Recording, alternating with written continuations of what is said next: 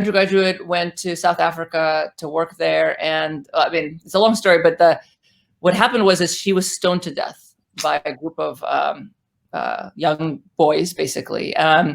And her parents ended up coming back to South Africa, befriending her killers, and actually working with them to create sort of programs for young boys, men, to kind of turn their trajectories into sort of more positive trajectories. And it's kind of amazing. And there's lots of stories like that, where people have sort of decided to forgive, and I think to forgive your child's murderers is like, I don't know, it's probably the hardest thing, right? You could imagine anyone doing, and that is really inspiring. And so they turn this incredible tragedy, this incredibly bad thing in their life, into something positive.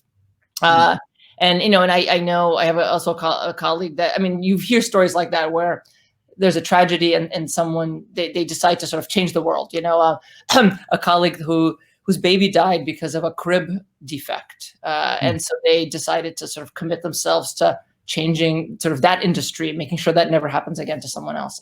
But the forgiveness is, that's the top of my list of sort of the most difficult things that someone could do. And so I don't think I could have done that myself, but they did, and they turned. So not only I presume that they're happier, but also that they've like made a real difference in other people's lives.